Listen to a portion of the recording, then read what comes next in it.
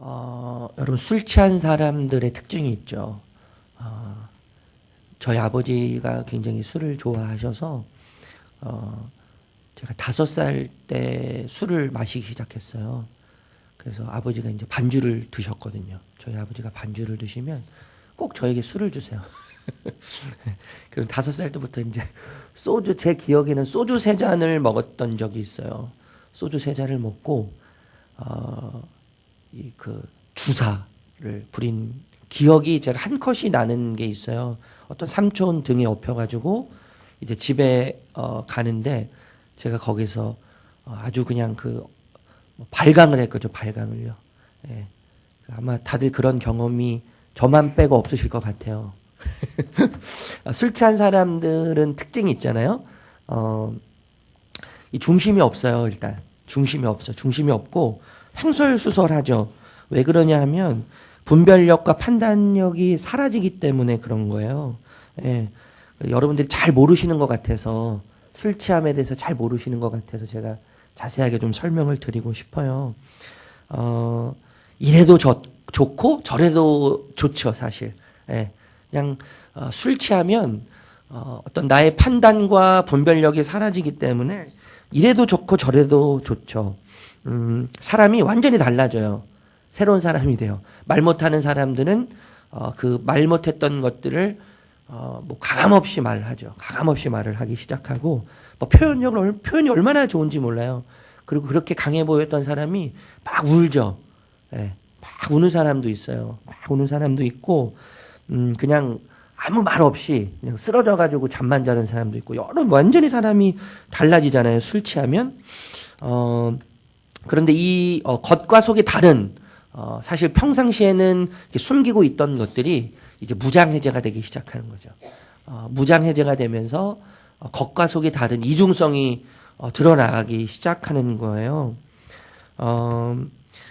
술 취한 자가 분별력과 판단력이 사라진 것처럼, 이제 우리가 28장을 저희가 보고 있잖아요. 28장에서는 무엇을 이야기하냐면 북이스라엘의 술 취한 자와 같은 모습에 대해서 이야기하고 있는 거예요. 분별력과 판단력이 상실되어서 이 세상의 가치관과 기준을 따라 살기 시작했던 북이스라엘의 모습들.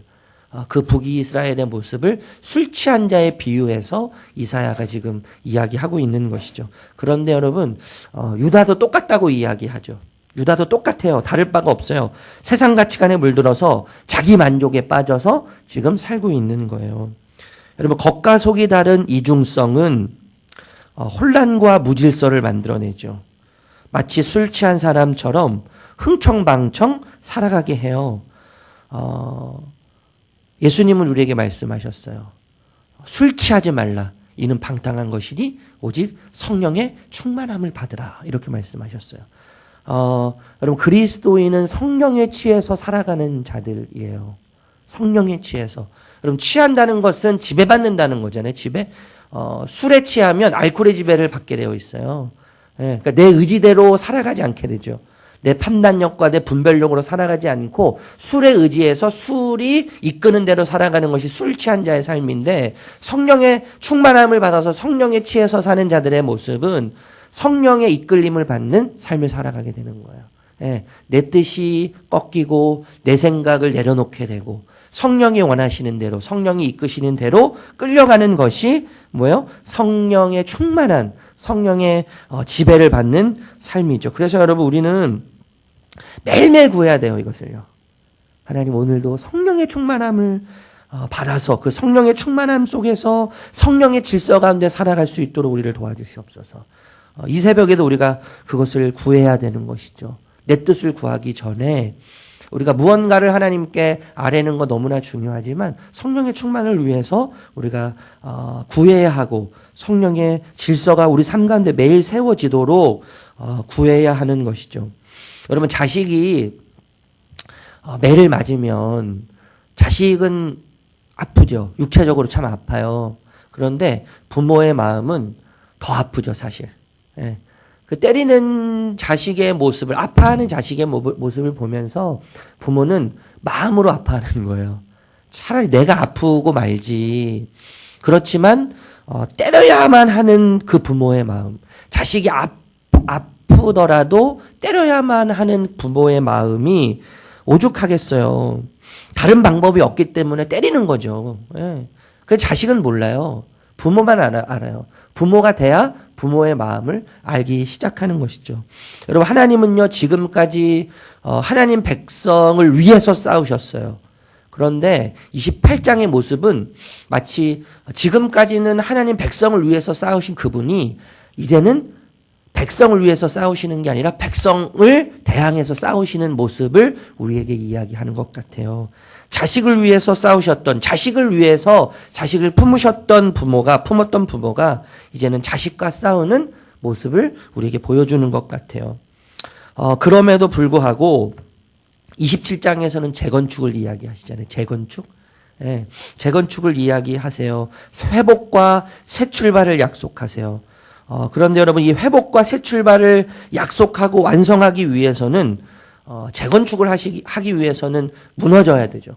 철거가 먼저 시작돼야 되죠. 철거가 있어야지 재건축이 시작되는데 28장에서는 철거에 대해서 이제 이야기하시는 거예요. 철거. 이스라엘의 불경건함, 불의를 제거하시겠다고 말씀하시는 거예요. 새 출발을 약속하시면서 새 출발을 하기 전에 전제가 필요한데 그 전제는 철거죠. 철거. 그래서 이 새로운 출발, 다시 시작이라는 의미에서 오늘 우리가 함께 읽은 농부의 비유가 등장을 하는 것이죠. 이 농부의 비유는 두 가지를 이야기하는, 첫 번째는 씨 뿌리는 비유잖아요.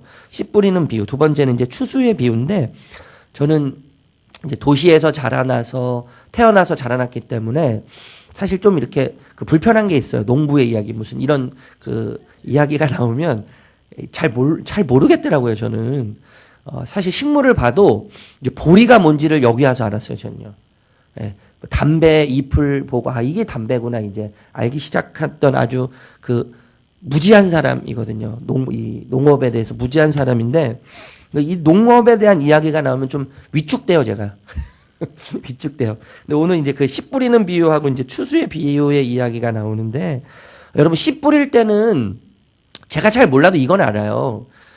질서가 있는 거예요. 질서. 씨를 뿌릴 때 방식이 있는 것이죠. 예, 땅을 먼저 이렇게 고르잖아요. 저희 처갓집에도 이제 텃밭이 좀 있어서, 요즘은 제가 못 가지만 예전에는 시간이 있을 때 가서 좀 도와드렸는데, 먼저 이렇게 경운기 같은 걸로 이렇게 밭을 갈고 곡괭이 같은 걸로 돌을 다 이렇게 뽑아내잖아요. 고르죠. 이제 고른 다음에 땅을 평평하게 해요. 땅을 평평하게 한 다음에 그 다음에 이제 씨를 뿌리게 되잖아요. 순리가 있는 거예요. 씨를 뿌릴 때 순리에 따라서 씨를 뿌려야지, 씨를 뿌릴 때 순리를 따르지 않고 순리를 반대해서 씨를 뿌리면 열매를 맺을 수 없게 되는 거죠. 근데 아마 이스라엘에서 이 씨를 뿌릴 때 적당한 방식과 방법에 대해서 이제 이야기를 하는 것 같은데요. 소해양과 대해양을 먼저 이제 뿌리는 거죠. 소해양과 대해양은 이 향신료의 일종이라고 해요. 향신료. 좋은 향기를 내기 위한, 음식을 먹을 때 또 어떤 향수를 만들 때 사용되는 이 향신료의 일종인데, 소해향과 대해향을 먼저 이제 뿌린다는 거죠. 뿌리고 나서 그 이후에는 소맥을 뿌린다고 해요. 소맥과 대맥인데, 소맥은 밀이라고 하고 대맥은 보리라고 해요. 근데 이것을 뿌릴 때는요, 이제 줄에 맞춰서 뿌린다는 거예요. 줄을 이렇게 맞춰서 뿌리는데, 그리고 나서는 맨 마지막에 귀리를 길가에 이제 남는 자리에 심는다는 거예요. 왜 그러냐면, 귀리는 찾아보니까요, 귀리는 열매가 단단하다 그래요. 잘 떨어지지 않는다는 거예요. 그래서 길가에 심겨져도 사람들이 지나다니고 누군가 만져도 잘 떨어지지 않는다는 거예요. 그렇기 때문에 맨 마지막에 길가에 아무데나 심어도 이 길이는 잘 자라기 때문에 열매가 떨어지지 않기 때문에 길가에 심는다는 거죠. 이 순리에 따라서, 이 질서에 따라서 씨를 뿌리게 되어 있는 것이죠. 뿐만 아니라 여러분, 씨를 뿌리는 일에도 질서가 있고 순리가 있고 방식이 있는 것처럼 추수할 때도 방식이 있는 거죠. 순리가 있는 거예요. 오늘 본문이 또 이제 그것을 이야기하는데, 추수할 때 가장 중요한 것 중에 하나가 뭐냐면 열매의 크기와 단단함이잖아요. 열매의 크기와 단단함인데 이 크기와 단단함에 따라서 추수하는 방식이 이게 오늘 본문에는 떤다는 표현이 있잖아요. 떤다는 표현이 있는데 이 떠는 방식이 달라지게 되어 있는 것이죠. 그래서 알갱이가 작고 약한 곡식일수록 잘 으깨지죠. 그렇기 때문에 작은 막대기나 그리고 작대기를 사용하는 거예요. 떨죠. 저도 이거 잘 보지는 못했어요. TV에서 몇 번 이제 보게 됐는데 상식적으로도 그렇잖아요. 예, 단단한 곡식은 막대기로 잘 안 떨려요. 그러나 작고 약한 곡식은 막대기로 떠는 거예요. 막대기로 떨어요. 그래서 작은 회양은 도리깨. 이 도리깨는 저도 잘 모르겠는데 이 크고 단단한 열매에 사용되는 이제 그 타작 도구라고 해요. 타작이 때리는 도구라고 해요. 그래서 작은 회양은 도리깨가 아닌 약하기 때문에 작대기로 떤다고 하잖아요. 오늘 본문에서요. 작대기로 떨고 큰 회양은 막대기로 떤다고 이야기해요. 막대기로 이렇게 떤다고 이야기해요. 그리고 알갱이가 크고 단단한 곡식은 수레바퀴나 말굽을 사용해서 단단하기 때문에 이제 그런 방식으로 추수를 한다는 것이죠. 그런데 여러분 우리가 기억해야 될 게 있어요. 이 두 가지 비유를 통해서 우리가 느끼는 것이 있죠. 적당한 방법이 있다는 거예요. 적당한 방식이 존재한다는 거예요. 순리가 있다는 거예요. 순리. 씨를 뿌리는 일에도 순리가 있고 뿌린 이후에 추수해서 곡식을 떨 때도 적당한 순리가 있고 방식이 있고 방법이 존재한다는 것이죠.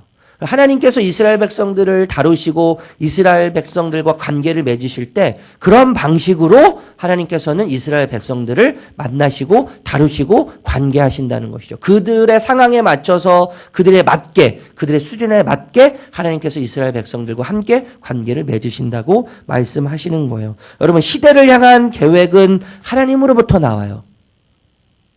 시대를 향한 계획은 하나님으로부터 나와요. 그 계획은 아주 적당하죠. 그리고 적절해요. 예. 이 적당한다는 말이 정확하게 원어에서는 공평하다라고 해요. 공평. 그러니까 하나님이요. 시대를 향한 하나님의 계획은 공평한 거예요. 공평함을 이야기하는 거예요.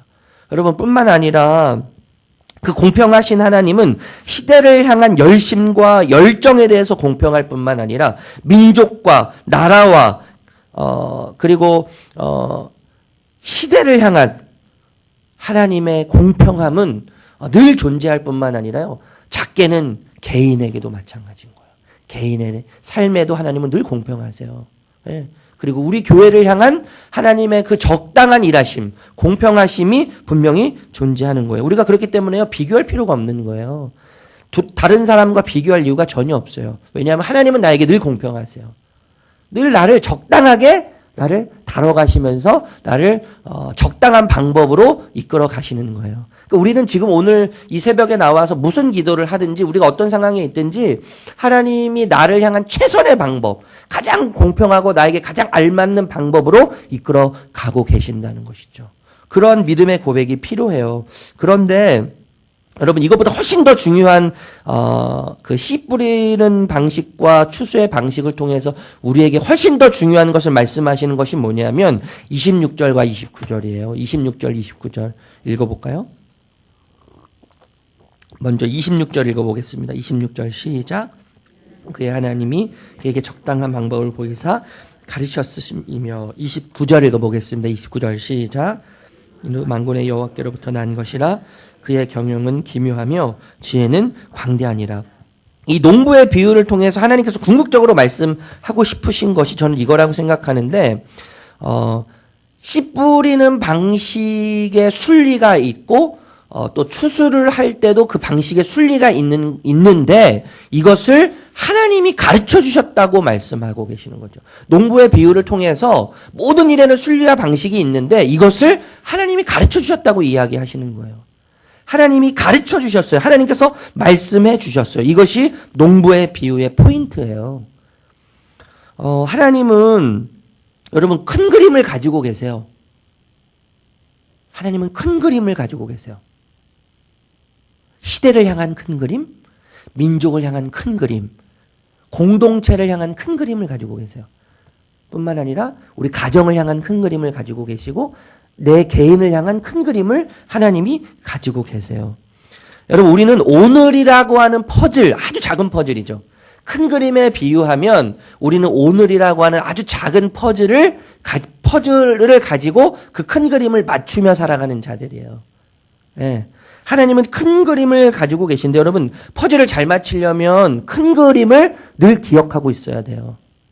예. 큰 그림을 그릴 수 있어야 작은 퍼즐을 잘 맞출 수 있는 거예요.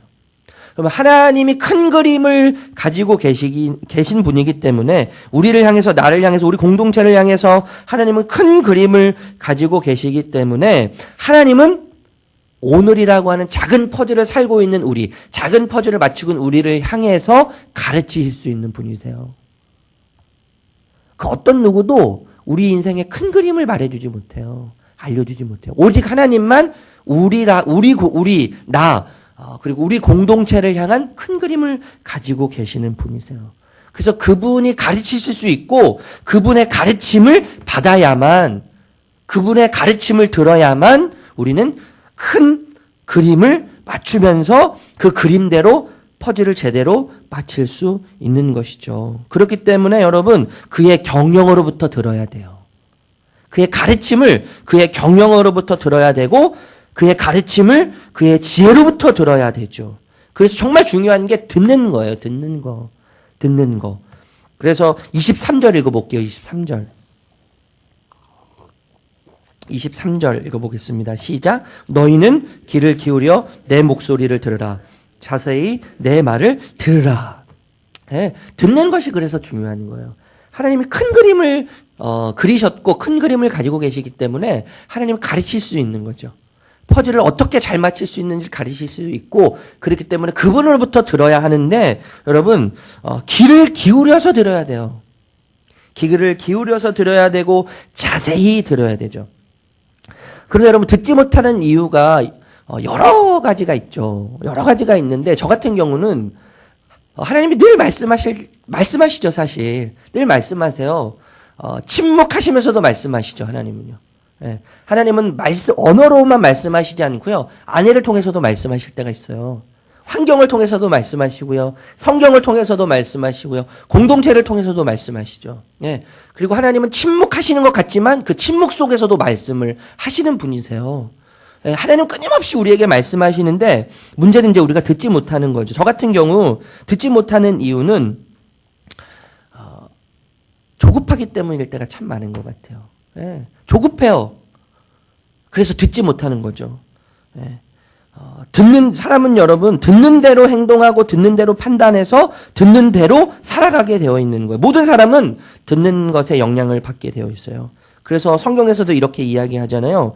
믿음은 들음에서 나고 들음은 그리스도의 말씀으로부터 시작된다, 이렇게 이야기해요. 들음이 그렇게 중요한 거예요. 그렇게 중요한데 제가 좀 전에도 말씀드렸듯이 여러 가지 이유가 있지만 우리가 진짜 듣지 못하는 이유는 조급함 때문이에요. 조급함.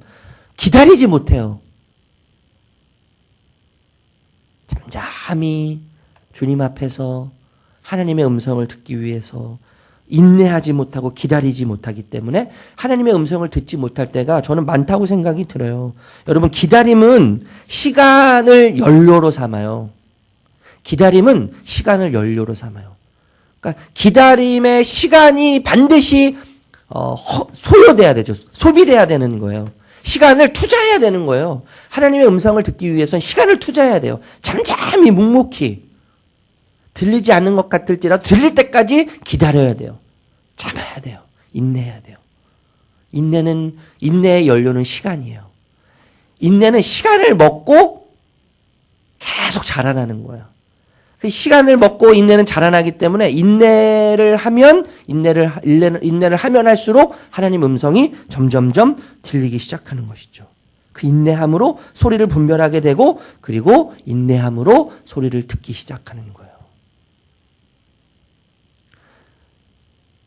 주님의 음성이 들릴 때, 그렇게 비로소 이제 주님의 음성이 들릴 때 큰 그림이 그려지기 시작하는 거예요. 큰 그림이 그려지면서 이제 오늘이라고 하는 작은 퍼즐을 우리가 아주 적합한 자리에 맞추기 시작하면서 큰 그림을 점점점 맞춰가는 것이죠. 그런데 여러분, 그 큰 그림은 선해요. 아름다워요. 우리가 상상하는 것 그 이상, 우리가 생각하는 것 그 이상의 큰 그림을 하나님은 아름답게 우리를 향해서 그리고 계세요. 여러분, 농부의 비유가 이것을 우리에게 가르쳐주고 있는 것이죠. 하나님은 큰 그림을 그리고 계신 분인데 그 하나님 앞에서 우리는 오늘이라고 하는 작은 퍼즐을 맞추면서 살아가는데요. 여러분, 이 작은 퍼즐, 오늘이라고 하는 작은 퍼즐을 잘 맞추기 위해서는 큰 그림을 그리고 계시는, 그 큰 그림을 알고 계시는 하나님으로부터 가르침을 받아야 되는 것이죠.